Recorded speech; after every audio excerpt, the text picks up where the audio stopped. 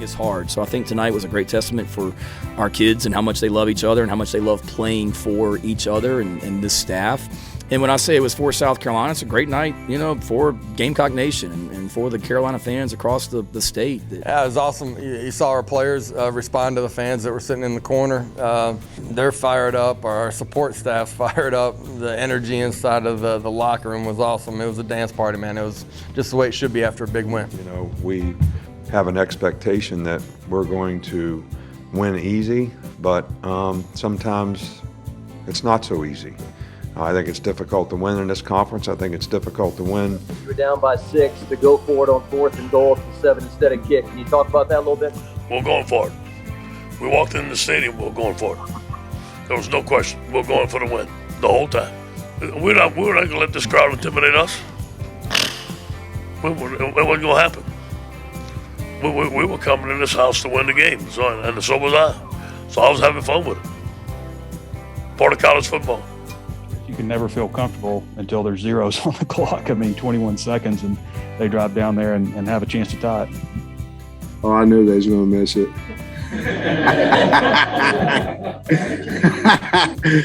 Oh, shoot. I hate it for the kids, and all that. Yeah, there's an open tryout, and you can announce this. There's an open tryout on our campus for kickers. Anybody that wants to kick or walk on and kick at Mississippi State, we'll hold a tryout anytime you can get over there to our building, providing you're cleared by the NC2A. Oh, welcome in to the latest episode of that SEC podcast. I'm your host, Michael Bratton. I go by SEC Mike on Twitter, and I'm joined as always by my cousin Shane, who goes by Big Orange Vols on Twitter. What are you up to, you big Tennessee homer? What's up, buddy? Oh, man, you sound like you're in a good mood. But you're not drinking that bourbon. What you drinking on? No. I'm Coors Light right now, buddy. I'm a little dry in the old bourbon department. I've set up my address, so hopefully here before the week's up, I can drink some of that Kentucky finest. Ooh. Well, Shane, it was such a big weekend. I'm cracking one open too, man. I almost had about 3 heart attacks watching the SEC on Saturday. We had Kentucky, Tennessee back and forth we'll get into. We had Mississippi State, Arkansas. That was an outstanding game. We got Dan Mullen basically getting run out of town at this point. Man, did we have a wild weekend in the SEC. Hell yeah, we had a wild weekend. You think about all the games coming into it's like you're like, okay, yeah, I could see Georgia blowing out Missouri. I could see that, Mm-hmm. But most likely all these other games are going to be pretty tight, except maybe the Florida game because they're probably going to blow out South Carolina. Not so fast, my friend. It was a wild weekend. I'm on cloud 9, obviously, because we won. But, you sent me an interesting text, Mike. And I think you hit the nail on the head. And I want to get it verbatim. You were talking about the maybe you can pull it up real quick.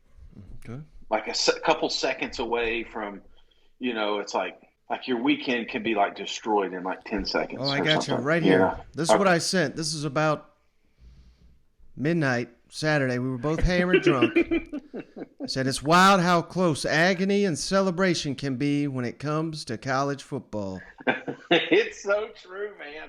I'm sitting there watching that last drive there at Kentucky, and I'm just like, there's no way we're going to stop them. We haven't stopped them all night. We watched this whole this damn offense has been on the field the entire time. We're constantly reminded from Beth that this is the 200th play of Kentucky, and it was just like, we're not going to stop it. So in the back of my mind, I got this meme, I got all these things I want to send out just to bash Kentucky fans, but I'm also on the verge of deleting it all and turning my phone off and going to bed pissed off. So that's good. That is college football, and that's exactly what we had this weekend, Mike. Yeah, we'll get to that Tennessee-Kentucky in just a moment, Shane, but I think we got to start with the shocker of the weekend, and not only in the SEC, but probably in all of college football, Shane. because an 18.5-point favorite Florida Gators go in to Columbia to face a South Carolina team, Shane, that, hey, I said it and I meant it on the last episode. I mean, Texas A&M made this look like an FCS team. They beat Vanderbilt by 1 point. They struggled against East Carolina. There's been so many downs for South Carolina and Shane Beamer this season. Fans want the offensive coordinator and the offensive line coach fired. And then give them 2 weeks to prepare, Shane. They've circled the wagons, and South Carolina just whooped Florida 40-17. And all of a sudden, all these people in Dan Mullen's corner, I mean, there was already a lot of people jumping off, but we have measured, level-headed folks saying, how does Dan Mullen come back from this one? You know, I said this is going to be the biggest month of his coaching career, and he's already failed it one game in, being not competitive against the South Carolina Gamecocks. Man, where do you go from here if you're the Florida Gators, Shane? Buddy, hey, for starters, you're probably like, whoa, where did all that quality come from? Shane got so excited I forgot to turn my mic on, Mike. So we're about 30 seconds into good quality. So just FYI, you may want to back up, record a little bit here. But anyway, yeah, so this is going about as smooth as Florida's offense right now, and they're struggling, man. We're on a 3-game losing streak, and the fact it's like, just when you feel like you've kind of hit the bottom, you hit the bottom. And I'm not trying to take anything away from South Carolina, but this is a team a few weeks ago that was struggling against Vanderbilt, Mike. And now you've got the Florida Gators not just getting beat, but getting beat down by the Gamecocks. I mean, where do you go from here? They're the joke of the internet right now. They're the memes. It's almost, you almost want to turn it off because you about heard it all. You've got even national media, Barstool guys just constantly bringing up non-recruiting down there at Florida, and this is why they're in this predicament. So I don't know, man. What do you do? Do you fire the coach? Do you fire a coach that I think made your program better the last couple of years? And had they ran a wheel off? Absolutely. But I don't know. What do you do? What do you do from here? Yeah, it's just wild, Shane, how quickly things can change. I mean, a year ago, Florida Gators deep in the conversation, legitimately to go to the college football playoff. I think they were number 5 in the country. Then you lose to LSU. It's been a backslide ever since. And I think the most damning thing, Shane, and, you know, listeners of this show are well aware, I'm not the guy that thinks, you know, we should just fire everybody. Hell, we did a segment about a month ago.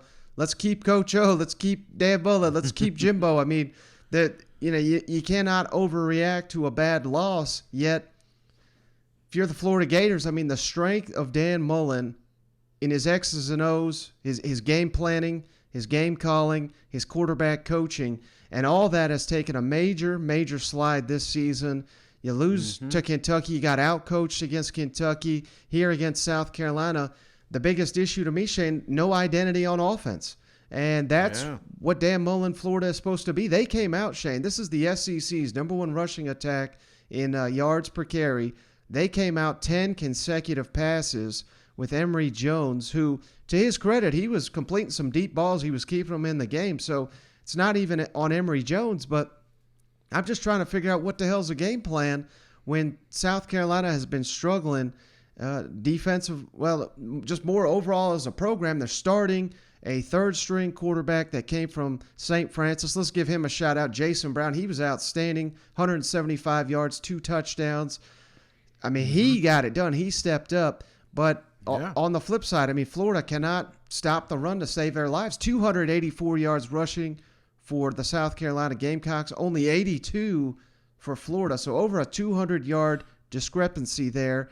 And it was just big play after big play here, Shane. I mean, they were just getting gashed, this Florida defense. And Todd Grantham haters, man, they certainly have themselves, you know, they've been justified here. 7 rushes of over 10 yards for South Carolina, 5 passes of over 15 yards for, again, an offensive coordinator, an offensive line coach that most South Carolina fans are ready to kick to the curb.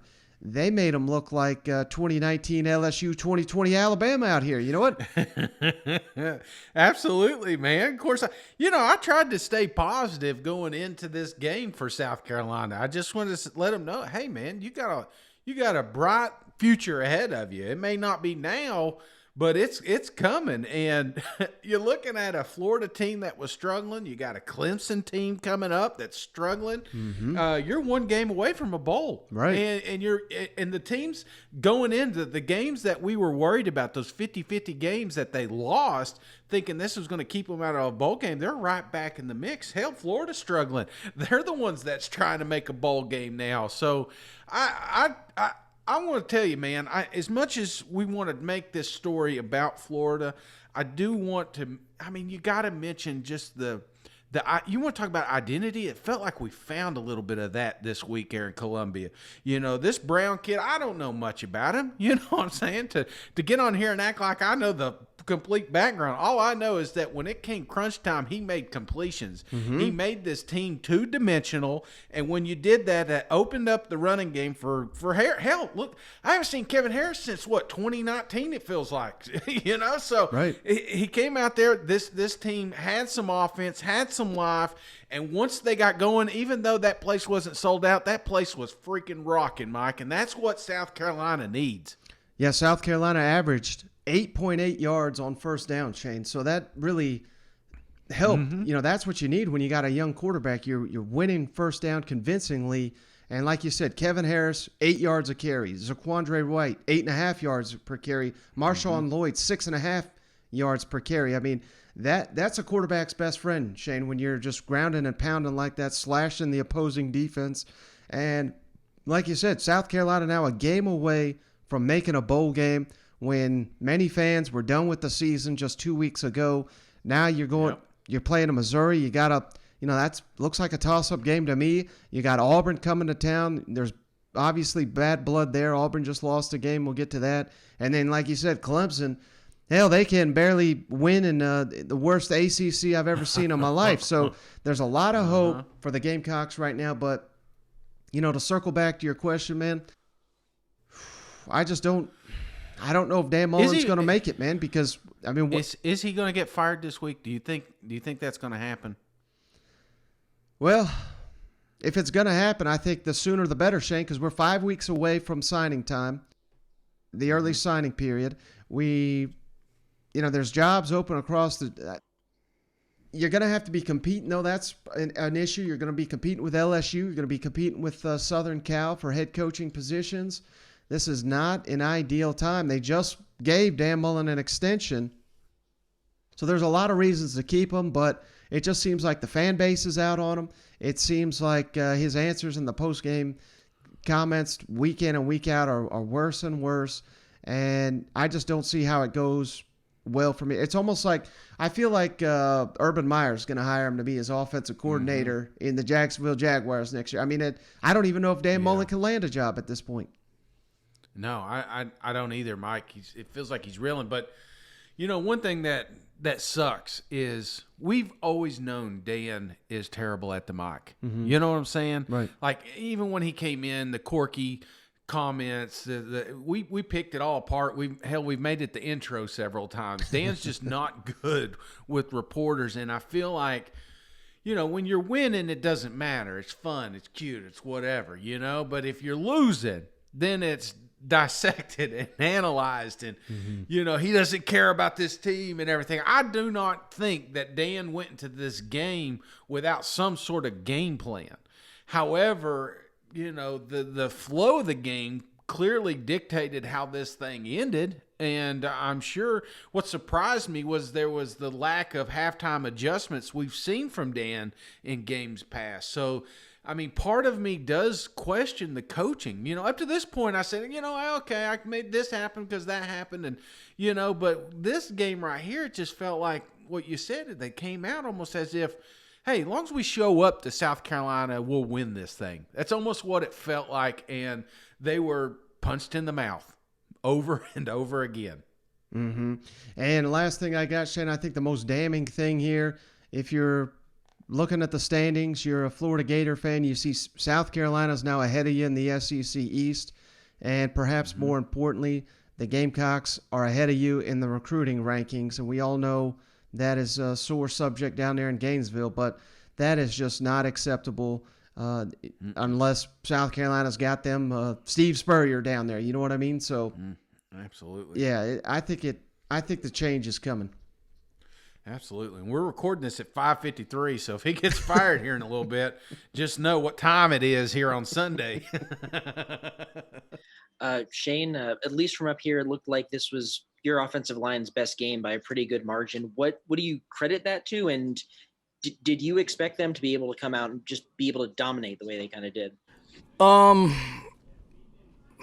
Yes. I mean, I know you guys think I'm crazy when I tell you that I see how we practice, and then sometimes it's frustrating the way we've played, and we haven't played good enough. But, every single person, we made a individual commitment to win your one-on-one battles, be physical, and then just compete. And that's what we've just talked about for 2 weeks, and what we talked about in the team meeting at the hotel last night, what we talked about in the team meeting at the hotel before we came to the stadium, and what we talked about in the locker room right before we took the field, is that there's just a bunch of one-on-one individual battles all over the field, every single play with the 22 guys out there, and that we needed to compete our butts off better than we have been and win those. And credit, Coach Satterfield and Coach Atkins and the rest of our offensive staff for putting together a great plan, and giving them, putting together a scheme that gives our guys a chance to be successful, and they did, and they played physical, and it was fun to watch them from that standpoint. You said tonight was about South Carolina. Can you just kind of expound a little bit more upon that, what you meant by that, and what do you think the message and or statement was that this team made this evening? It's a team that continues to get better and better, and loves each other, cares for one another. We talked about it before the game that we needed to be the closest, most connected team on the field tonight, and I think we were. It's a testament to them for how they just continue to work and just get better and put your head down and just go and not worry about what's being said on the outside. Just the people that in our building are what matter, and just continue to get better. We knew we had a good football team. I know we didn't look like it when we played out in Texas A&M 2 weeks ago, and it wasn't always pretty against Vandy. But that was one thing Coach Spurrier did tell me, Dick, on Thursday night, was you guys are 4-4 and you've won a lot of close games, which is not easy to do in your first year, which I appreciated him saying that. And we have. Winning's hard. And I know everybody expects us to just, the teams that you're supposed to beat them by a certain margin and all that. They got good players too. And winning is hard. So I think tonight was a great testament for our kids and how much they love each other and how much they love playing for each other and this staff. And when I say it was for South Carolina, it's a great night, for Gamecock Nation and for the Carolina fans across the state. There haven't been a lot of great moments like this over the last couple years. And just like our players were, I want them to have success. I want these fans that are so passionate for us to be able to celebrate and have nights like this as well. So just really happy for them, really happy for our players, and hopefully we got a lot more of these games coming like this as well. Shane, hold on, Gene, and we will.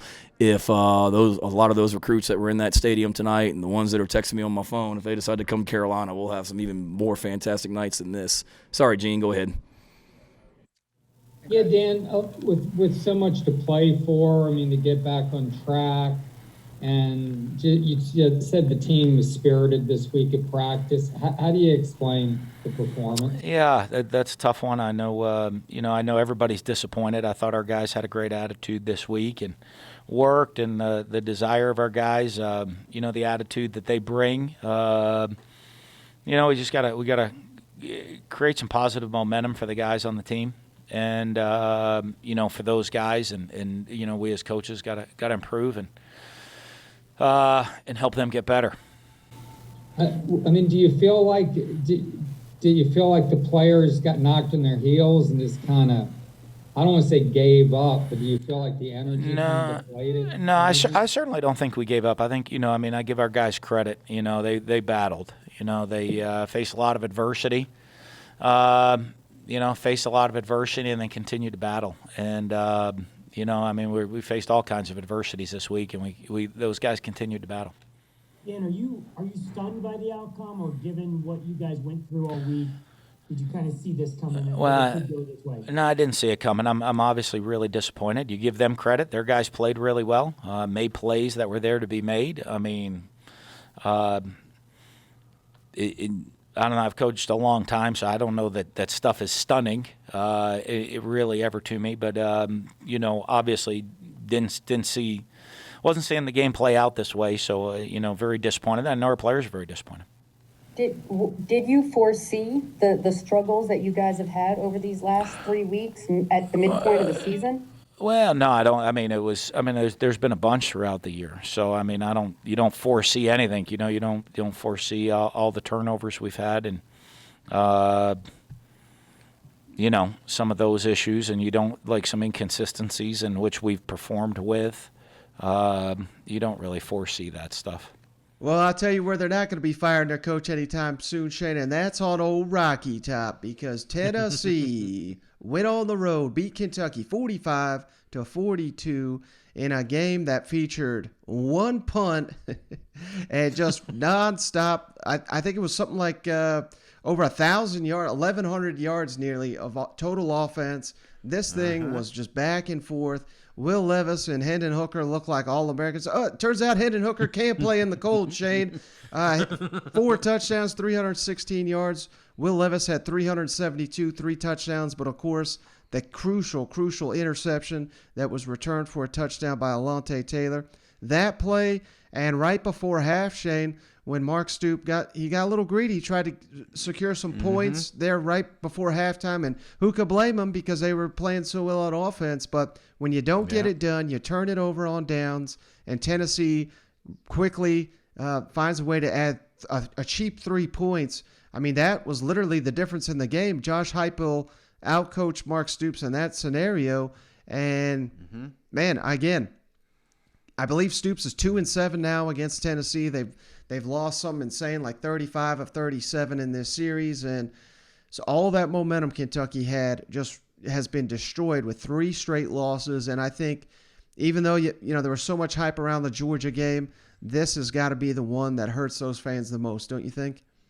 Golly, Mike, it does, because I always like to say, well, if it would have ended different, if they would have completed a touchdown there at the end, then I would have been like, damn, Kentucky played great, Mike. They got back to what they do, and that's running the ball. And anybody that watched this game, I mean, you got a full dose of Kentucky offense, because it felt like they were on the field the entire time. In fact, they were on there, 46 minutes?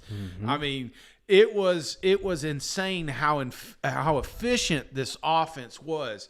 You always felt like Tennessee was going to be able to move the ball. They're always going to be able to strike just as good as Kentucky's offense was playing. Their defense was on the opposite end of that spectrum, Mike. They let way too many big plays go from Tennessee Volunteers, and then you could look over at Tennessee. They just were not able, even when they had 8-9 in the box, you just could not stop them.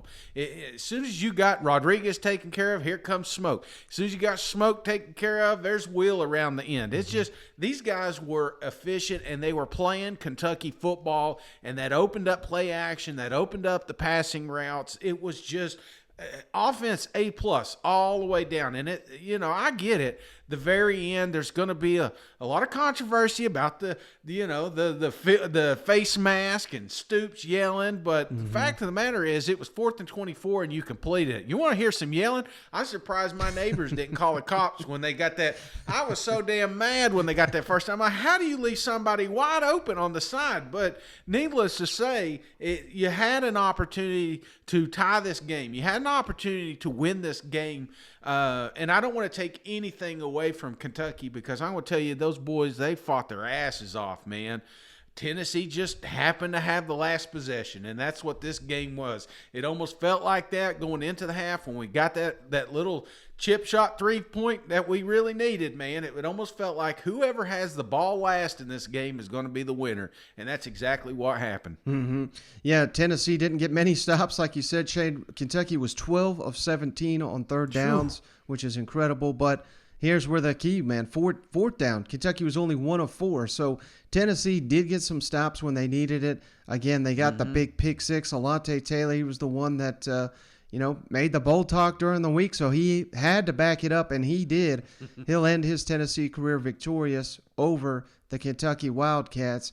And right now, Kentucky's still ahead of the Volunteers in the SEC standings, but I don't know. It certainly feels like Tennessee has kept Kentucky underneath them yet again, and this was a season that was looking like a New Year's Six type bowl was in Kentucky's fate. Now I gotta be concerned, Shane, that they'll be able to finish strong after 3 straight losses. And where would this offense be, Shane, without Wan'Dale Robinson? My goodness, 18 targets. What do you have? 13 catches, 166 and a touchdown. He was incredible. But this is the problem when you only got one main target on the outside. That is something that has kind of haunted Kentucky. I know Josh Ali is a good player, but he didn't, 7 catches, 74. Normally that's a good day, Shade. I mean, there's about 6 receivers on the field that had more yards than that in this one. But, man, what an exciting game. And it kind of goes back to that text that I shared earlier.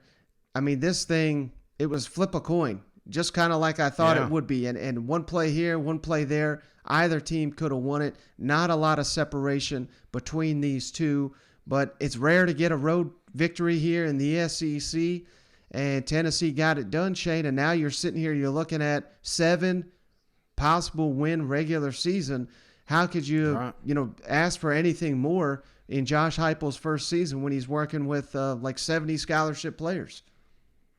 Yeah, man, because this isn't a pushover Kentucky team, man. I'm telling you, this is a stout ball club. They're going to win out. They got 3 games coming up. Vanderbilt, that's a pushover. New Mexico State, yeah, that's a victory. And then, of course, their little brother, Louisville, up there. So that's going to be a closed-out season. There was a real shot at the end of this season that Kentucky could be a one-loss program. I mean, you factor in the toughest game they had, Georgia Bulldogs. Ain't a lot of people going to be able to compete with the Georgia Bulldogs. So that's my biggest thing was the fact that Tennessee went up there into hostile territory because you look at that Florida game, that place can get loud, that place can get rowdy, and it caught Tennessee a few times. You know what I'm saying? Mm-hmm. So they went to hostile territory, and they capitalized. I'm telling you, Hooker came out, man, throwing the ball. I mean, just throwing dimes. It didn't matter what was going on. He found the wide open receiver, and he made big plays when we needed it. I think one of the most crucial ones and ones that we're probably not talking about is the mobility. Right. There was a couple of big third down games we were able to get Hooker a first down because of his legs. So I don't know, just the maturity of this ball club, these receivers that have emerged. We've got something special on that side of the ball. And if you're a Tennessee Vol fan, you're excited because we're young and we got a bright future. We got a coach we love. But again, I don't want to take away from Kentucky. Kentucky lost this game, but hell, you play this game 5 times, Mike. I cannot tell you who's going to win it each time. Right. So this was a coin toss, and it was these teams. It was just a deadlock even match, and thank God we just had the ball last. Yeah, but if I'm a Kentucky fan, Shane, I'm definitely concerned about this defense. I mean, that's supposed to be Mark Stoops' strength. They got Brad White, one of the most respected defensive coordinators in the SEC, and we just got torched. And with big play after big play after big play, and I mean, I thought every time Tennessee had the ball, they were going to score. I mean, of course, I thought the same thing about Kentucky every time they had the ball. But I think that just, I didn't expect it to be quite like that, but I thought Kentucky would have success against the Vols, whereas this defense has got to turn it around for Kentucky. I expect a lot better from Mark Stoops' defense. Dude, it felt like mistakes, right? Who made the mistakes? Mm-hmm. So that pick 6, the biggest mistake of the night. If that didn't happen, Mark Stoops maybe being a little aggressive there at the half, leaving Tennessee some time to get down there, get a field goal, mistake. You know what I'm saying? So, yeah, there was some crucial mistakes that Kentucky made and put themselves in this situation. But, again, I'm not convinced that Tennessee is just that much better than Kentucky. It's just we made less mistakes. And I also would say that the penalty on Mark Stoops, I know they converted it there on the, what was it, fourth and 30, whatever, Yeah. but that was a stupid penalty. That was a penalty of a coach, I think, that was very frustrated with his defense, frustrated obviously with the officiating on the missed face mask, but you cannot do that. I mean, he almost ended the game himself, and Absolutely. there's no excuse for that. It's like Coach Knott throwing a chair across. What are you doing? It's like, just get over here. I know you're mad, but yell at one of your players or something. Or a Tennessee fan throwing that mustard bottle. Yeah, that's right. Josh, what did you see from him that allowed him to be so successful tonight? And that sequence right before halftime where you were able to get the ball into overtime and get that field goal, which proved to be the difference tonight. Just what you see there that led to that execution? For him, he's continued to grow in understanding of what we're doing. He sees and recognizes defense, is continuing to get better at that. So he's in the right spot to make the right decisions. He's taking care of the football, doing a good job escaping the pocket when things break down. We took a couple of sacks in the later part of the game that hurt us, took points off the board, but that really wasn't him. There was just nowhere for him to get out of it.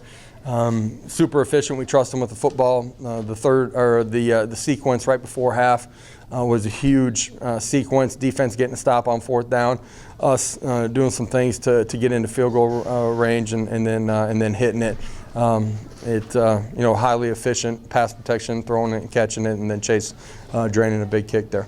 Josh, you had 150 yards in your first 4 plays. Is that just something that y'all saw?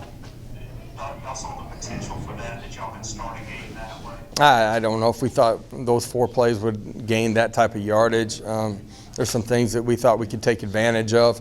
Really high level of execution from guys without the ball in their hands allowed those big plays to happen.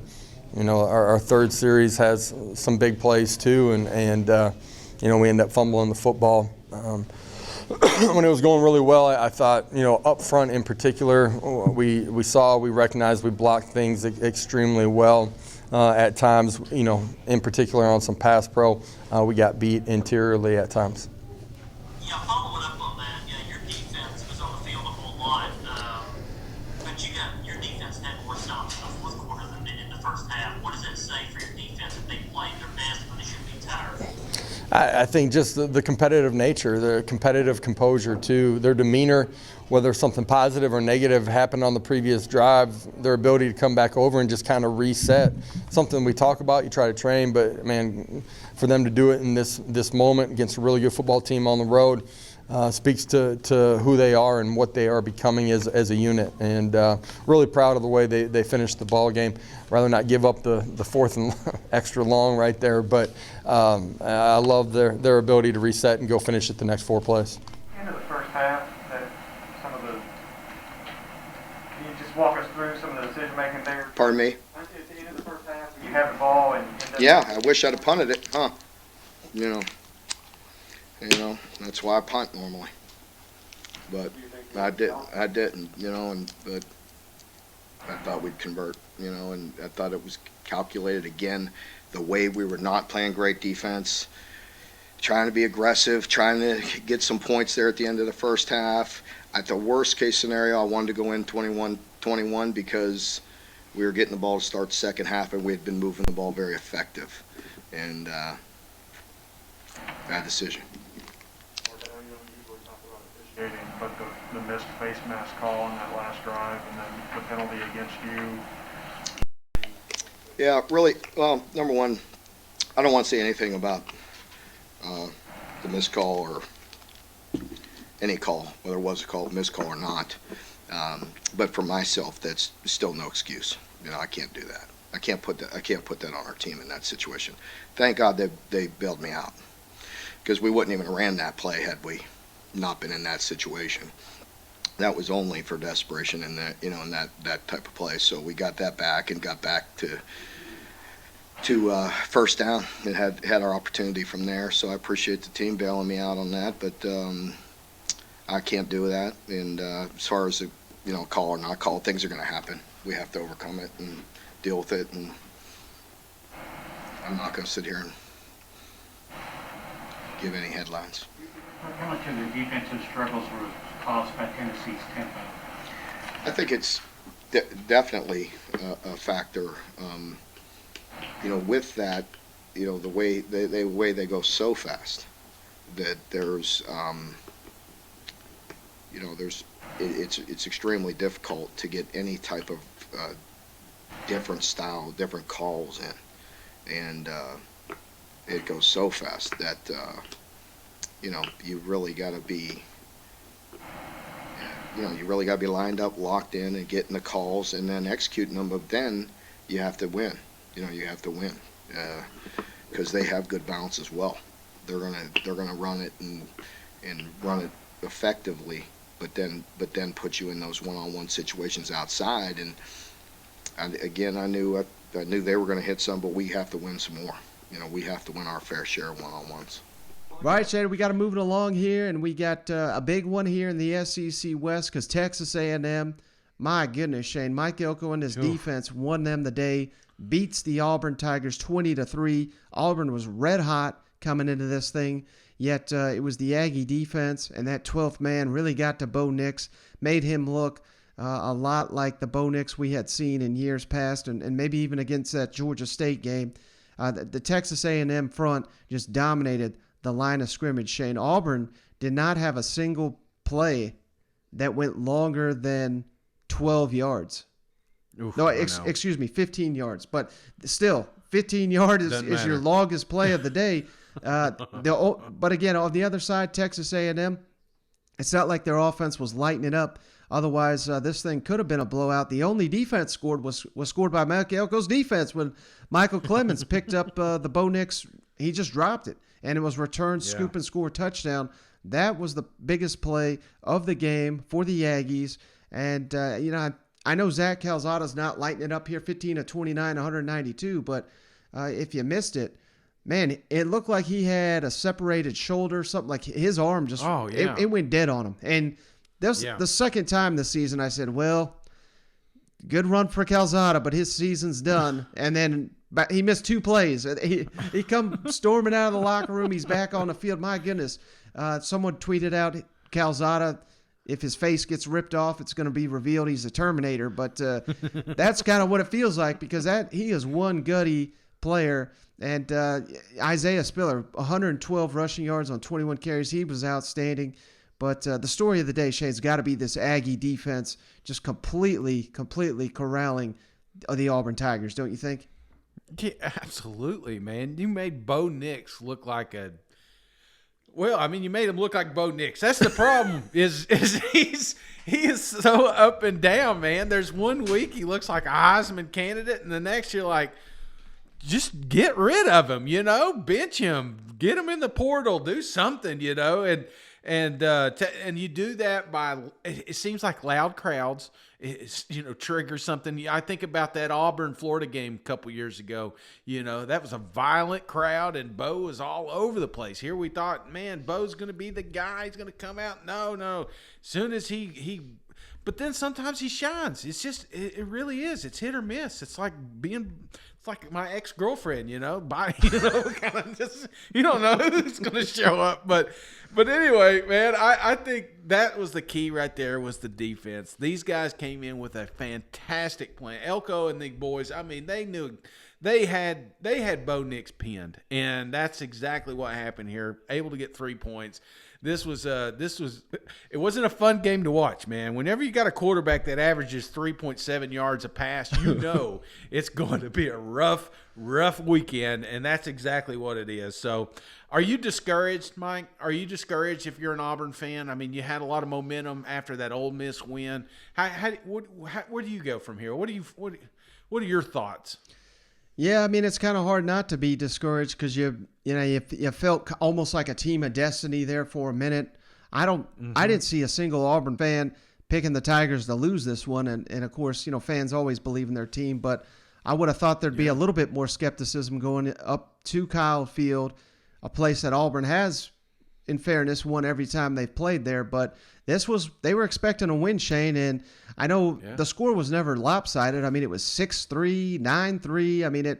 It was like a baseball game there for a while, but at no point did it really feel like Auburn was ever in control in this one. It just felt like they were just getting dominated by the Aggies and that incredible defense. And I think they set the tone, and that's pretty much all it was. And it's pretty bad in the post game. You're getting asked if you thought about bringing in TJ Finley to provide a spark, because he's done that before. But again, this is a week after you outdueled Matt Corral, who may be the best quarterback in the country. So I know. We have got to get Good Bo back here, because that's the only way that Auburn stands a chance. And maybe if nothing else, it just shows that this Auburn team, without Bo Nix being productive, they just don't have the pieces outside of an outstanding trio of running backs. They just don't have the offensive line. They just don't have the receivers to compete against such an elite defense unless their quarterback carries them like he did against LSU. Absolutely, man. This just when I'm starting to believe, just when I'm like, okay, man, they are controlling their own destiny. They went out. They beat Bama. Bama's not that. I mean, Bama, we're going to get to them here in a minute. They can be beat. And maybe this is the year that Auburn does it. And that's what I kept saying to myself. It felt like it was, you remember a few years back when they beat Alabama and then they went to an SEC championship? Nobody was expecting them to be in the SEC championship. You know what I'm saying? It felt like that was kind of a mirror to this year. Just win out. They keep finding ways to win. Who cares? Sometimes it's Tank, sometimes it's Bo, but maybe it's the defense. Somebody always steps up to win the game, and just unfortunately, no one did in this one. Yeah, and if I'm an Aggie fan, Shane, it was the second year in a row Jimbo's team looks to be getting better and better as the season comes. You just hope that not like last year where you're on the outside looking in. You do need Alabama to lose. That would have really capped your weekend if you're an Aggie, if LSU would have found a way. We'll get to that game in a moment. That would have catapulted A&M to number one in the West. But certainly looks like that is a possibility as long as we got a big game here next weekend too, Shane. Texas A&M at Ole Miss. College game day is going to be there, but that should be one hell of a showdown. Wait, is there like UTEP or somebody they can go cover, Mike? Huh? Is there ain't there another 6-loss team they can see? I mean, come on now. Game day's so dumb sometimes. But, hey, I want to ask you, Mike, real quick before we move on. Texas A&M, take the record off, right? Just if you are power ranking the programs in the country, where do they fit? If you were trying to, and I'm trying to get to the college football playoffs here, 4 teams, are they in or out? Forget the record, just pure talent, what they've been able to show at this moment, the way they're playing football, are they a top 4 team? I would say no, but that is just only because we just don't know what we're getting from Zach Calzada. You know what I mean? And he's gutting it out. I'm not saying he's bad or anything like that, but if he plays like he did against Alabama, yes, I would firmly put them in that top 4. But he's had a lot of, down performances too. I think back to Mississippi State, this game right here. I know he's hurt, he's banged up. He needs to get a little bit better, and that certainly seems to be coming with experience.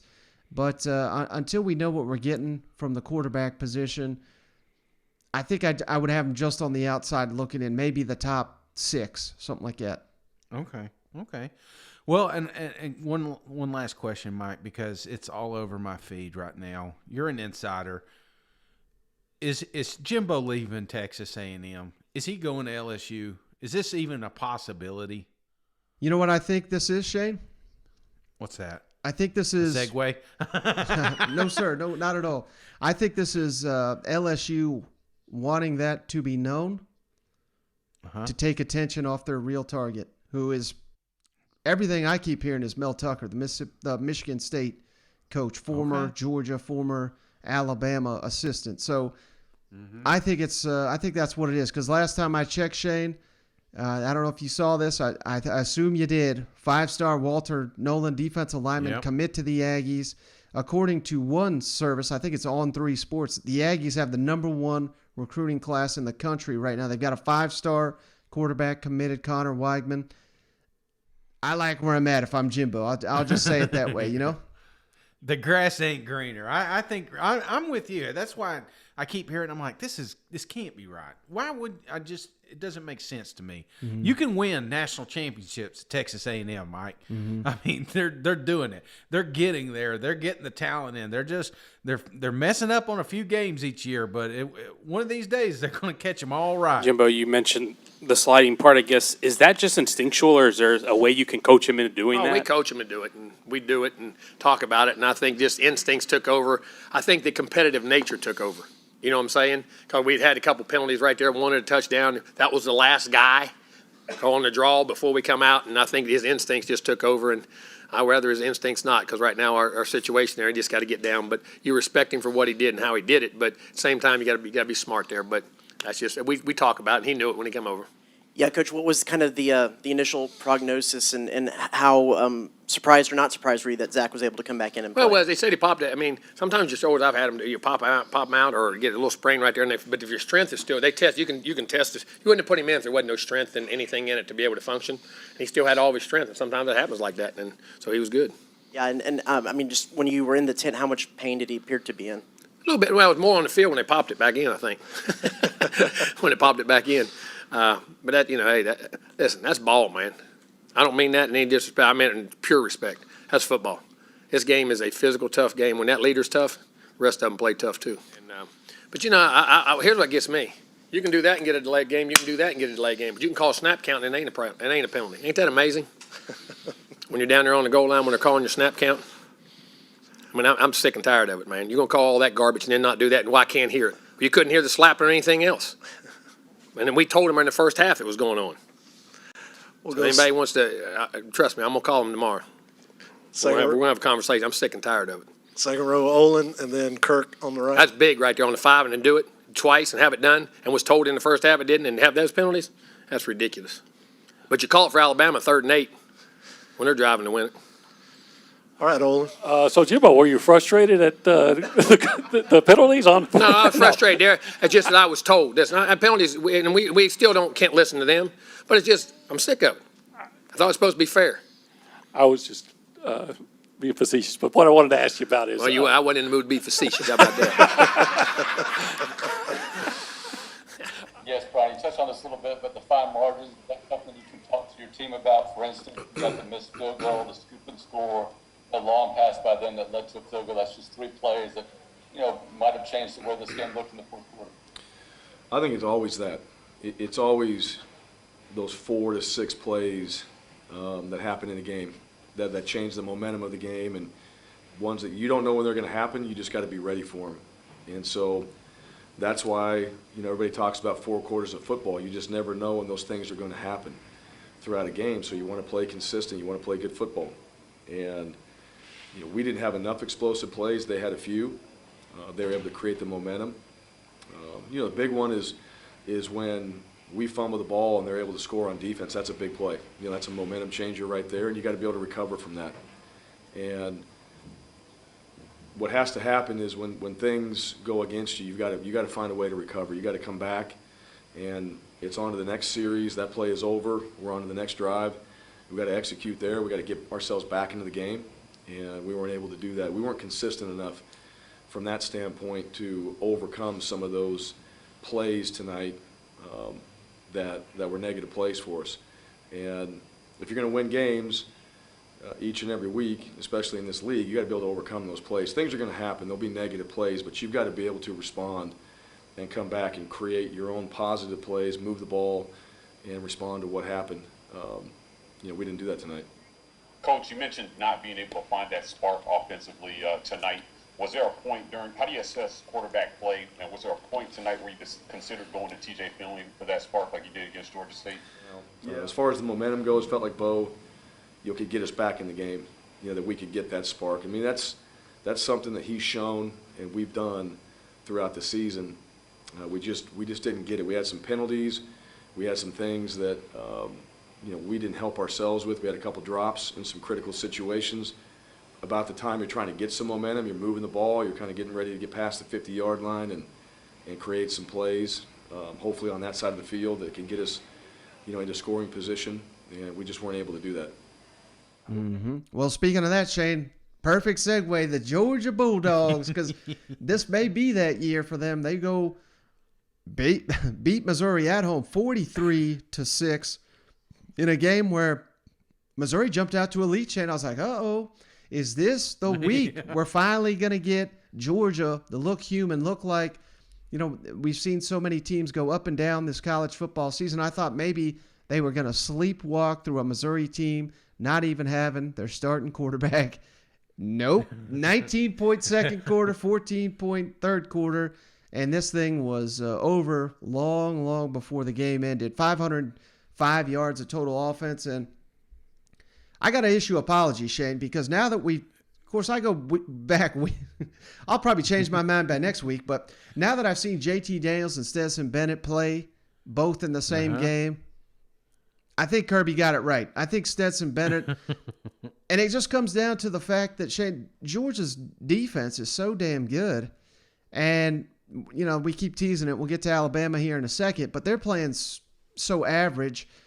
Do we really got confidence that Alabama or anybody is going to score, 20, 28 points on Georgia? Because I don't. So why in the hell would we blow this thing up? I mean, if JT Daniels is 100% healthy, I probably would play him. But he looked either banged up or rusty or something. I don't know. He just didn't look that good, I didn't think, against Missouri.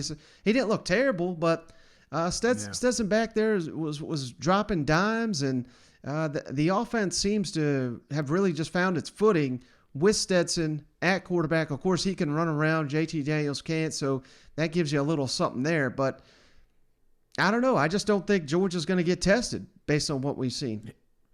Well, it's funny you say that, because that's one. If you've listened to this podcast, obviously you have. I have been screaming at the top of my lungs to get Mr. Daniels in here, and that's exactly what they did, Mike. Did he look good?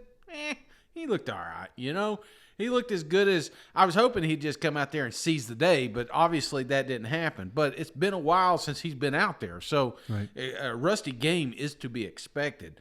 Now, the mailman, on the other hand, like you said, that there was a moment in this game I was like, wait, what's going on here? I'm trying to wait. Why are they not able to run against Missouri? That's one of the things I couldn't get my head around. And then that fourth down dime, he throws back there in. So I'm like, who the hell threw that? I thought Daniel snuck in there, but man, you're right, man. I think Kirby's, he knows what he's doing. All right. I'm going to go easy on him now. But what I did like, Mike, was the aggressive play calling. They didn't just rely on this offensive line. They didn't just rely on these running backs and the defense and the boring old. They took chances in this game, Mike. They put 43 points on the board. That's exactly what you're going to have to do. You're going to have to score in these games, some of these games you got coming up. And it feels like they're still working on that. So, yeah, it wasn't an ideal start for the Bulldogs, but once they got going, there was no slowing this machine down. Yeah, and we say it wasn't ideal, and I don't think it was. But Shay, first possession they punted. Missouri actually took the lead 3-0, and then Georgia went touchdown, field goal, touchdown, and we're sitting here saying, well, it was a slow start. But that's how damn good Georgia is. Like we thought, we were like 40-point favorites. This is going to be a 60-3 type ball game, and they win it 43-6, which is basically anything and everything you could want in an SEC conference game, as bad as Missouri is. I didn't understand what Drinkowitz was doing with his quarterbacks. I mean, Macon came out and got the start. He looked solid, and then they put in Brady Cook in the third series, and that's always a series where if a coach is going to get the other guy in, it's always the third one, but Macon was doing well. I didn't like that, and certainly that didn't cost them the game against Georgia Bulldogs, but I don't know. I would have given it to him. Maybe I would just let him ride with it until, they got stopped again, And he could run, I don't know. It just seems like they just gave up on that. There was some momentum on that side. Don't get me wrong. Mizzou came out to play, brother. The defense and offense. They did. I know we looked at the stats, and Georgia, of course, got some points, but it was the best start of a game that I is more than I would expect going into this thing. So I was impressed there. But I will say, Mike, Georgia looks fantastic. And every year, there's a lot of years Georgia looks fantastic. And as an outsider, you're always like, okay, yeah, but when do they screw up? It's usually not a game like this, but there's usually a game that pops up or two games during the season that they were supposed to win and they ended up dropping. We keep waiting for that moment. So I'm watching the first of this drive and I'm like, oh, maybe it's Mizzou. But then you're like, nah, it's not going to be Mizzou, because then they just opened up the floodgates. So that's what I like, is the fact that we're getting consistent results. We're not getting those close games. And if they keep playing that way, they expect to win that way every single week. So I don't know, Mike. It's tough for me to say anybody's even close to Georgia right now because that's how good they look.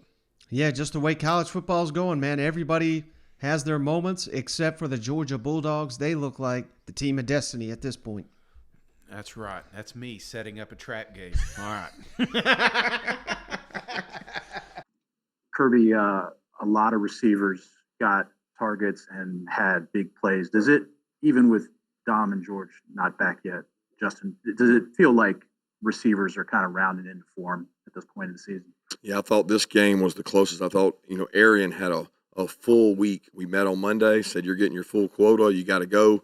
You got to get your reps to be able to play. Jermaine, hey, you're getting your full reps. Coming off Florida, they were both – I felt like they were both healthy, Florida, but they weren't healthy the week of practice. And I feel like they were both healthy this week of practice, which helped us from a depth standpoint to be able to rep.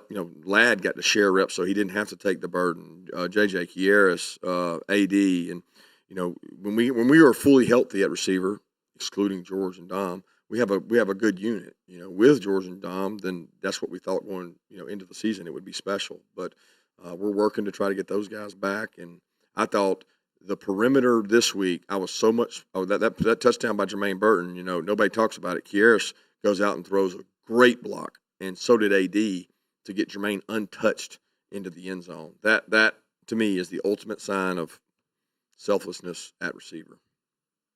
Kirby, obviously you haven't seen the tape, but going back and seeing what seeing what you saw today from JT, what were your initial impressions of his return to the field?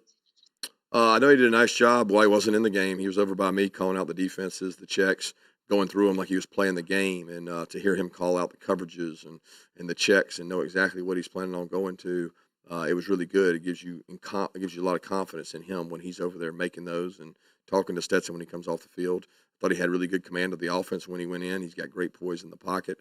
Did a tremendous job. Got a little unfortunate on the tip ball, a little off on Jermaine, and then hit Jermaine in the hands, and then it bounced off and ricocheted to end up being a pick. Hey, Kirby, earlier in your press conference, you used the word subpar to describe, how the team played today, and yet you guys still come out with a 37-point win. What does that say about where this team is to where it's certainly not your best day, but you're still able to get a very quality win over an SEC East opponent? I don't know what it says. It says that the players on our team certainly felt that way because it was addressed in the locker room after the game, and some of those guys stood up and didn't feel like it was our best effort, and it was a little lackadaisical at times, but some of that was more defensive than offensive, in my opinion. We didn't run the ball the way we wanted to, but we were explosive. Eli, the quarterback plan, was it to kind of a scripted rotation throughout? Would you go with the hot hand if you felt like somebody was coming off of a good drive, or how'd you go about that? Yeah, excuse me. I mean, we told them both they were going to play, and I thought Mako had, the first couple drives, and Brady had a couple of drives, and just trying to see if one of them could really spark us and sustain it. Both of them did some good things. Hey, Coach, curious, what was your message to your team in the locker room after this game? Yeah, basically the same thing I told y'all. I was proud of their effort, but we got to play cleaner. We got a 3-game season left, and our backs are against the wall. We need everybody pushing in the same direction to try to get this thing to a bowl game, and that's what our total focus is. And that's what everybody's got to do. They got to flush this one, and we got to show up tomorrow ready to go to work and do everything we can to get ready for South Carolina. Well, speaking of looking average, and I say average, but maybe it's just average for their dominance here, but Alabama, LSU, hell, I almost, I was completely joking when I said Coach O getting carried off the field in his final one here, but that damn near happened. LSU had the ball twice. in the fourth quarter here to win the game. Couldn't get it done. Alabama wins 20-14, but man, I do not know. And again, Alabama, it's not like they're piss poor out here, but they're making mistakes. They're turning the ball over at critical times. They can't handle a 4-3 defense. And, if not for, there was a critical play in this one, Shane. LSU had the lead first half 7-0. I believe there was 4 minutes left in the first half. Alabama scores, which they finally would. And then LSU had an opportunity to, try to score or run out the clock, whatever you want to do, get to half 7-7. You'd feel great about your chances. Max Johnson throws an interception. Really good play by, I believe it was Christian Harris from Alabama. And the Crimson Tide scored right there to get it 14-7. And they scored on the back end in the third quarter. That's all the scoring they had. They basically bunched it up and they did nothing the rest of the way. And it's tough to say, Shane, but Alabama's starting center was out. And without him, it's like the offense don't work. I mean, Bryce Young had himself a day because he's so talented, but we had six rushing yards, Shane, to LSU's 109. I mean, you rush 6 yards in an SEC football game with 5 stars across the board. What in the hell's going on down there? And if I'm Auburn and I'm Georgia or whoever the hell Alabama's going to face next, I'm studying this game plan. I'm just doing what LSU did here, and I think LSU did go all out, man. They played balls to the wall here. They went for fourth down 7 times, converted 5 of them. I really think this is the best coaching that Coach O and his coordinators have done all season. Let's give Durante Jones, the defensive coordinator, a ton of credit. He really did wonders on this Alabama offense, and this was after Coach O kind of called out his assistants this week, but they certainly responded. And I'm not trying to pile on Max Johnson. I know LSU fans are upset with him because he missed some throws, including potentially a game winner here, but he was getting battered left and right. But, had he made a couple throws, I think this is different. And let's give credit, Shane. LSU went into Tuscaloosa. They went in to win, and they played like it, whereas Alabama, I don't know, it almost felt like they were playing not to lose the game, and it showed to me. Yeah, no, that's felt like safe play, and like you said, here we are at the end of the game with not one but 2 opportunities in the red zone to get some points on the board, and you just weren't able to do it. And I get it. That part's frustrating as just any fan, watching your team get so close to knocking off the number 2 ranked Alabama. I mean, I can only imagine. I was on cloud 9 just because we went up in the third quarter against these boys. You know what I'm saying? It's that type of moral victory. But I will tell you, a lot of youth on LSU's ball club. Yeah. And there was a lot of players that shined in this game. And I think if I'm a fan, I'm liking the future, man. And nothing against Coach O. It was a fun run, right? But I'm ready for the next chapter. I'm ready for the next guy to take us back to that to take us back to where we're always competing with Alabama like this, where we're always competing with the top 5 teams in the country.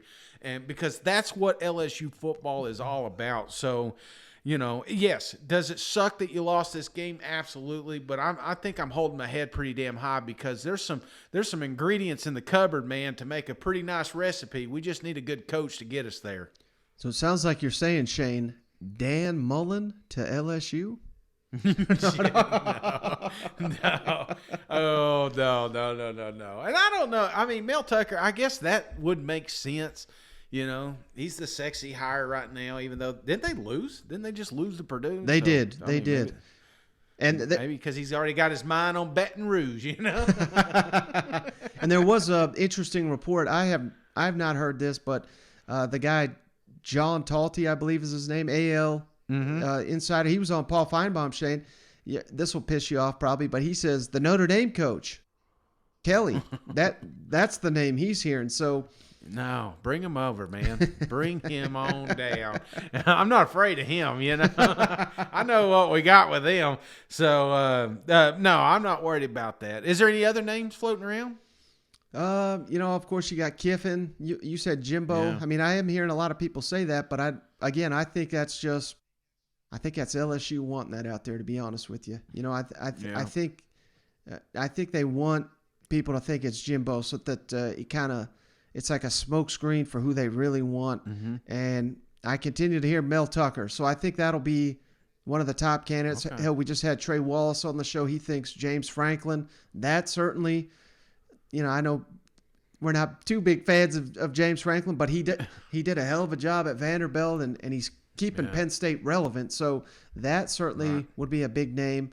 But yeah, at this time, they're keeping that thing pretty close to the vest. Well, Mike, on the other side, if you listen really closely, you could probably hear Nick Saban yelling down there, because 6 yards rushing, that may be the death of that man. Them guys haven't left film since the game. Coach, you talked about this a little bit in your opening statement, but what kind of fight did you see out of the defense, especially late in the second half there? What kind of fight? Oh, that's what I was talking about, the competitive character they showed, the way they played, the stops they got, the 4th and 8, where we thought we had a turnover, we didn't get a turnover, we had to go back out on the field. And then, at the end of the game when they got the ball back with a minute to go to, play things the way we needed to play them so they couldn't, get a score. So, we had 2 bad snaps today, one on field goal, one on an extra point. I mean, there's lots of places on the team where, we weren't quite up to snuff. But defensively, the way they competed in the game, the way they played in the game, I think was really, really good. The one drive where they converted 2 4th downs, where they got to 14 points, that was probably not our best, but the rest of the game I thought was really pretty good. Yeah. Excuse me. When you see you had 6 rushing yards on 26 attempts tonight, what goes to your mind? Well, first of all, we lost about 20 yards on the last drive, so we might have had a few more than that. But I've already spoken to the point that we weren't able to run the ball. We didn't block them effectively up front. Whether it's the strategic plan or the execution of the plan, and most of the time it is the execution, but we're responsible for that too. So we need to do a better job of being able to block up front. I did think Damian George did a pretty good job in the game when he had to play right tackle when we moved Chris to center when Dalcourt went out. So that was a real positive. It was a positive to get him to play. He's making good progress, and I thought he played pretty well in the game. Coach, the decision with about 7 minutes left when you were down by 6 to go for it on 4th and goal to 7 instead of kick. Can you talk about that a little bit? We're going for it. We walked in the stadium, we were going for it. There was no question. We were going for the win the whole time. What the self-scouting was, and you were very honest about the predictability. You went against that tonight with defensive blitzes and pressures. I didn't see a ton different on offense, but you may have been limited, and I don't know about that. But did you feel like, obviously you have nothing to lose, but did you feel like we've got nothing to lose? Let's go out fighting as best we can. Well, I don't like that statement, nothing to lose, because there's a game to lose, and that's important to us, you know what I mean? But we felt that we had to blitz. We felt that we had to be more diverse on defense, and we worked our tails off last week. And I got to give Coach Call credit. He's an analyst for us. He came up with those 3rd down blitzes. There's a couple of 3rd down blitzes. The one that we had the sack fumble, he recommended to it. We put it in. I got to give the compliment to the defense. We had an adjustment period. I thought our defensive guys really, really got better during open day. And I mean, you're kind of running out of the stadium with your arms raised, but what's kind of going through your mind there at the end of the game? What's that? Just what was kind of going through your mind there as the ball Having dropped fun. at the end of the game? We're not going to let this crowd intimidate us. It wasn't going to happen. We were coming in this house to win the game, and so was I. So I was having fun with it. Part of college football. All right, Shane, but moving on, we had a hell of a game here in Fayetteville where the Arkansas Razorbacks beat Mississippi State 31-28 in a back-and-forth game, Shane. Arkansas jumped on them early. I believe it was 10-0. It was looking like the Razorbacks were going to dominate. Will Rogers had kind of come down to earth after his incredible performance against Kentucky. And then all of a sudden, man, did he turn red hot again. He finished with 417 yards, 4 touchdowns, and he did have the interception. But Mississippi State almost stole one here, but it was KJ Jefferson, again, 19 of 23. My goodness, 191 yards passing. And Dominique Johnson, Shane, the guy everyone's been calling for down there to run the ball more, 107 yards, 2 touchdowns, looking like a young Jerome Bettis. And Traylon Burks, Sam Pittman said we got to get him more involved. 6 catches, 82 yards, and a touchdown. He also had 3 rushes for 39 yards. But this was similar, Shane, to Tennessee, Kentucky, but it was a lot better defense because, we had the Razorback linebackers were playing tough. We had Mississippi State getting after Arkansas. This was back and forth and back and forth. And Mississippi State, unfortunately, Shane, missed every field goal they tried in this game. Mike Leach after the game saying open tryout for kickers because he tried a different one there after missing a couple with the game on the line. They shanked it, not even close. And that was the difference in the ball game. But again, this is one Arkansas desperately needed to get their season right. This is like a season-saving win. I know Mississippi State fans pretty pissed off. I think they have a little bit of reason to be upset. The final call there on Traylon Burks, I thought that was a bad call. Kept the game alive for Arkansas, but you still had chances if you're Mississippi State. You had an opportunity to stop the touchdown. You had an opportunity to stop the 2-point. You had an opportunity to kick that field goal and tie the game, and you didn't get it done. So I don't think you can put it all on the refs. But, man, this was one hell of a game. This is kind of what I expect every time Arkansas and Mississippi State battle. You just never know who's going to win, and it's going to come down to the wire. Hell yeah, man. And I think that's the thing with Mississippi State. It felt like they used up all their good luck against Kentucky because it was going the opposite direction against Arkansas. Every little mistake that they made just seemed like Arkansas was there to capitalize on it. But yeah, that's what it was, man. You knew what the recipe needed to be for Arkansas. You get your boys involved. It was good seeing Burks get involved. It was good seeing Johnson get involved. The only thing that looked better was those uniforms and Coach Pittman. Man, I love the little hoodie / sweater things they got going on down there. So I bet Arkansas bought a shit ton of those this weekend because it was a good game. It was back and forth. If you wanted entertainment, Mike, this was the game to watch because similar to like the Tennessee Kentucky game, it almost felt like, okay, who's going to hold the ball last on this thing? Yeah, and one thing coming out of this game that kind of pissed me off, Shane, at Mississippi State, they're probably going to take a hit. They may even drop out of the rankings. I hate when that happens because when I watch a game like this tells me these teams are basically even, and the game's in Fayetteville. Yeah. I think you elevate Arkansas to the ranked, and you leave Mississippi State in there because I don't know. It's asinine to me. This is the SEC, man. This is battling back and forth. 2 good teams just because one had to go down. And again, had they made all their field goals, they win this game. You know what I mean? It's not like they lost like we just saw Florida Gators. I mean, this was a back and forth. Could have easily been won by Mississippi State. So I think they both got my respect after this one. Absolutely, man. I think that's a good – that is a great point, Mike. And I hate the polls sometimes. Don't get me started on Cincinnati and their tight game against Tulsa, but you look at teams like that and you're like, why are they there? Like, do you literally think if North Carolina? Oh, here's a prime example: North Carolina State, Mike. What happens if North Carolina State and Mississippi State meet, Mike? Do you know what happens? Mississippi State won. Kicks their ass, you know what I'm saying? But we're going to keep them in the top 20 because they beat Florida State that hasn't beat anybody? Come on, man. So, yeah, I'm with you on the polls. That is a great point. I wish we could just throw it out, man. I wish the SEC we'll just do our own thing, and then we'll send 2 teams to the college football playoffs. KJ was 19 of 23, 191 yards and a touchdown. Also had a big run down there towards the end of the game. What did you think about his play? I love him. I mean, he was so poised, in that 2-minute drive. I think once you do it once or something, you become more confident. And we had I'm not saying I knew we were going to go down and score because that's a lie. But I felt confident that if we got the first down in that drive, which we did fast, I felt like we could score.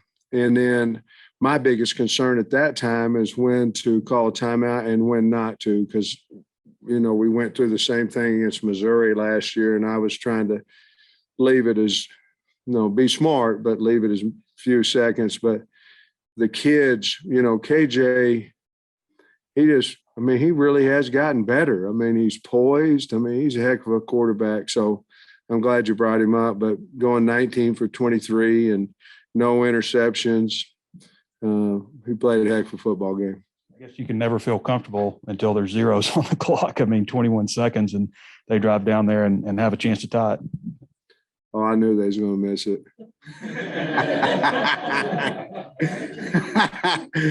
Oh, shoot. I hate it for the kids, and all that. But Sam, you stressed on Monday, got to get the ball to Dominic Johnson. You did that.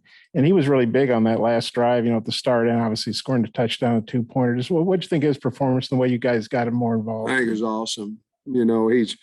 He's done that all year. We just haven't been giving him the carries, to be honest. He's done what he did tonight every time he's out there. And I think I'm looking here, he had 17 carries for 107 yards and a couple of touchdowns.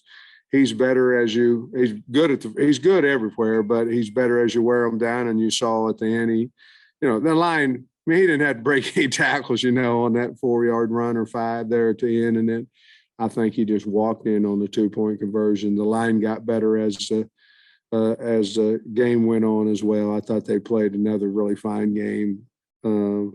But it's good to see Dominique do what he did, especially with more opportunities. And obviously we started A lot of fight in the football game for you guys, but late in that ball game, it seemed like the field goals were a bit of an issue for you guys all night. What are you seeing or hearing or thinking about special teams right now? Well, I think that there's an open tryout, and you can announce this. There's an open tryout on our campus for kickers. Anybody that wants to kick or walk on and kick at Mississippi State, we'll hold a tryout anytime you can get over there to our building, providing you're cleared by the NC2A. Mike, early on, I think Will started 0-4, and the offense struggling those first couple of drives. What do you think him and the rest of the offense kind of did to turn it around there after the game got going? We weren't in sync that first half. We squandered too many plays the first half. That's the biggest negative to this game. We got back on track, but we squandered too many plays and opportunities the first half on all sides of the ball. And,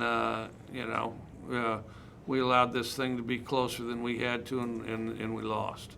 All right, final game to recap here, Shane. Ole Miss defends home field, beats Liberty, and you were dead right about it. Hugh Freeze and his team, 27-14. Malik Willis, NFL draft pick, 3 interceptions, no touchdowns. What? It looked like he was trying hard too, Shane. I'll give him credit. He was trying real hard. But Matt Corral, 324 passing yards, a touchdown. Ole Miss ran for 172. And the defense, Shane, again, made what some people are calling the top NFL quarterback draft prospect look like, what probably be the worst quarterback in the SEC, because Lane Train and company get it done. This thing was not as close as the final score. Liberty had to kind of come on here late to make it a little interesting. I know you were sweating that spread because you had money on this one. But, at no point did this feel like Ole Miss was going to lose this game. No, I was just thinking as I was watching this one, I said the irony of Hugh Freeze backdoored me here.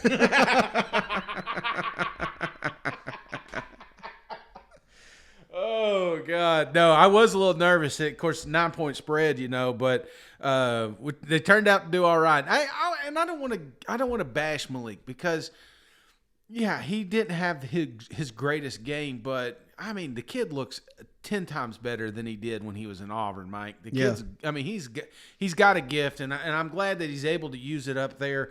Sometimes you see these transfer portals and you never see the kids again.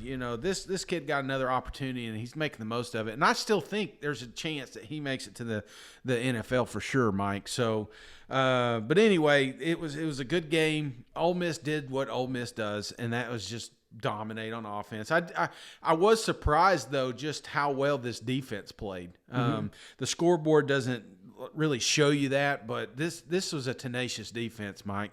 Well, I think that's the thing, Shane. When you get taught, you got to hear all week how this incoming quarterback is so great, but he doesn't face these SEC defenses. And, maybe if he faced 3 or 4 of them, maybe he would have 2 or 3 good games. But it ain't going to happen every time, brother. And that's why, these players that get it done in the SEC are so special, because they're going against these teams and these defenses week in, week out. You give an SEC team a week to prepare for you. This is what's going to happen to you. You're absolutely right. I mean, Malik Willis looked like a solid player, but it just not elite level compared to Matt Corral. That was the difference in the ball game right there. Yeah, for sure. You weren't too excited, but you're 7-2. But at the same time, with all the injuries y'all have on offense, Matt still threw for over 300 yards. You established a lot on the ground game. Maybe in the second half, you didn't score as many points as you wanted to, but still offensively put up some numbers and yards. What does it kind of say about these guys when you have all these injuries and you're still able to put up numbers like you did? Well, it says we have a very elite quarterback, that did not practice the entire week, until yesterday did a few things. So, that's not easy to do and still be accurate like he was with the ball. And like I talked to him late in the week, there's a lot of quarterbacks wouldn't play, especially nowadays, with everybody in their ear saying you're already a first-round pick. Don't get injured worse. You don't need to play in this game. And that's kind of the age we're in. Most of the kids don't play nowadays. So the fact that he didn't even question that, he's like, I'm not letting this team down. I'm playing no matter what, says a lot about him.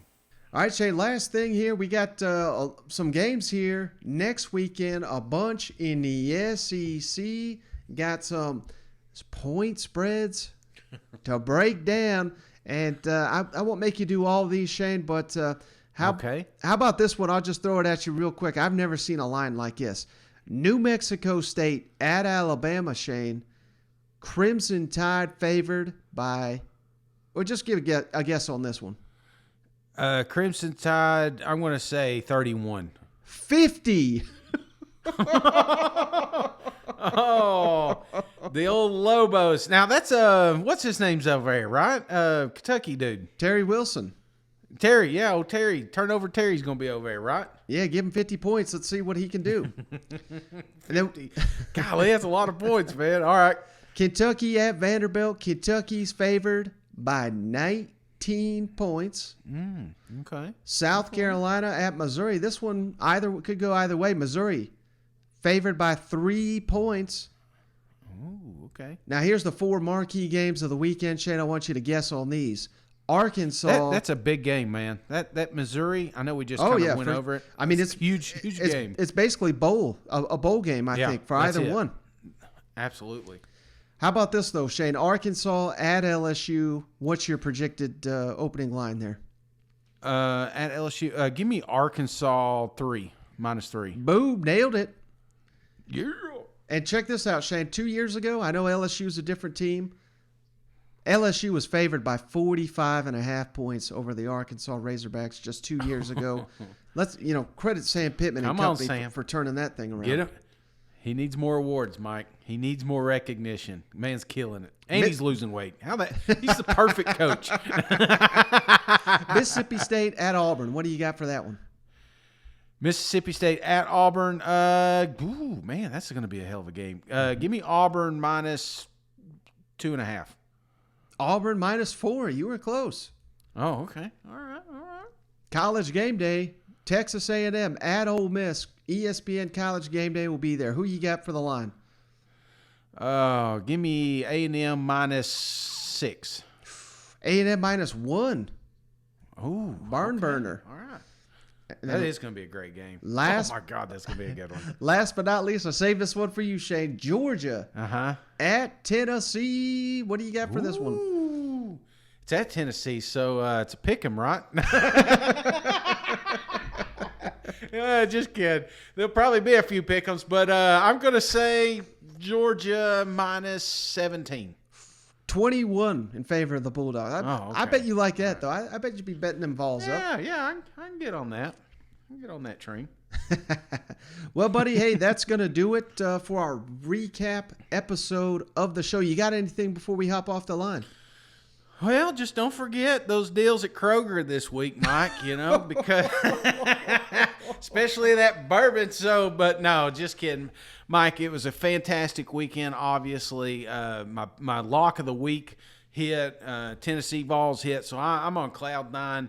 But I've been on the total opposite end of that, Mike. I've lost money, so you're going to have winners and losers each weekend. But if this weekend is a sign of what's to come here at the tail end of the season, as we're trying to figure out who's making bowls and what bowls they're making, and trying to get to the playoffs and the SEC championships, man, it's just getting more and more intense, brother. So I'm just soak it up, because we got another live weekend coming up, brother. Absolutely. Well, I cannot wait for it, Shane. I do appreciate you hopping on the line, breaking down these games. I do appreciate each and every one of you for hanging out. And it just feels like after that week, man, the SEC, who knows what we're getting. Like I said, the standings were going to be changed completely, and they were. And I think next weekend is going to be just as good. But that's going to do it, brother. Catch you on the next one. All right. See you guys. Go Vols! It's always nice to win a rivalry,